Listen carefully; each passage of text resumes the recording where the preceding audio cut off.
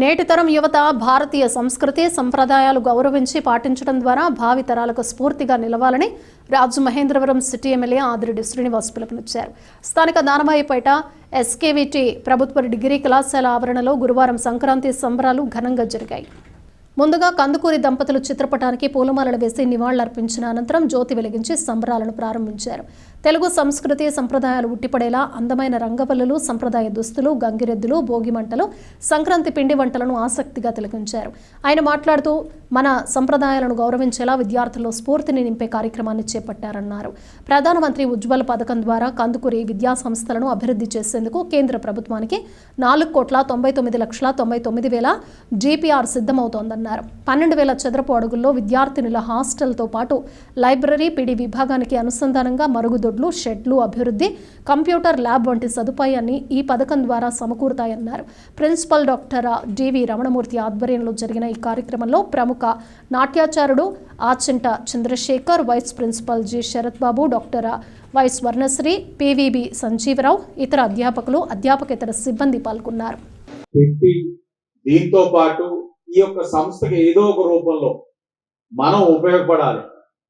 ఇది నవయుగ వైతాళికులు పంతులు గారి యొక్క ఆశయ సాధనంలో నిన్ననే జయంతి సంబరాలు చేసుకున్నాం. మేడూరి సత్యనారాయణ గారు వీరందరూ స్థాపించిన విద్యా సంస్థలు అభివృద్ధి చెందవలసిన అవసరం ఉంది. ఈరోజు మనం కొన్ని విద్యా సంస్థలు చూస్తా ఉన్నాం.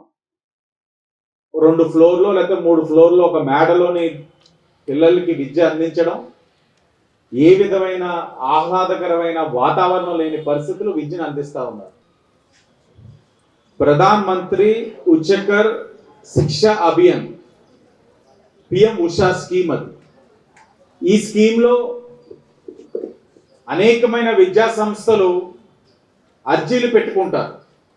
మాకు మా విద్యా సంస్థలో పిల్లల యొక్క స్ట్రెంగ్త్ ఎంత ఉంది, ఇన్ఫ్రాస్ట్రక్చర్ ఎంత ఉంది, దాన్ని ఇంకా అప్గ్రేడ్ చేయాల్సిన అవసరం ఉంది, మీ సహకారం కావాలని అడిగినప్పుడు వారు కూడా బ్లైండ్గా అడిగిన ప్రతి ఒక్కరికి ఇవ్వరు.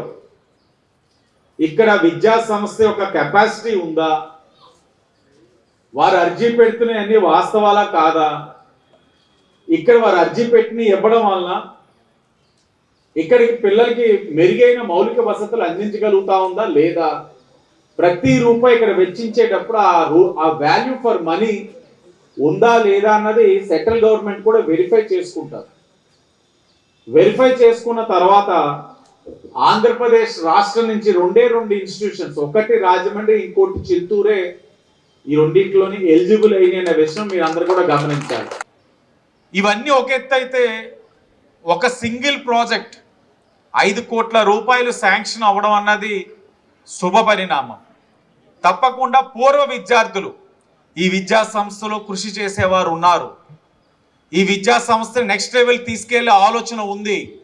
కేంద్ర ప్రభుత్వం సహకరిస్తూ ఉంది, రాష్ట్ర ప్రభుత్వం కూడా అనుసంధానంగా ముందుకి తీసుకువెళ్తా ఉంది సంస్థని అన్న భావన వాళ్ళలో వచ్చినట్లయితే అల్యూమిని నుంచి కూడా ఇంకా మంచి ఫండ్స్ బాగా మనం ట్యాప్ చేయడానికి కూడా అవకాశం ఉంటుంది. ఆ కార్యక్రమం కూడా అతి దగ్గరలో చేస్తూ సిఎస్ఆర్ ఫండ్స్ కింద కూడా మాట్లాడుతూ ఉన్నాం.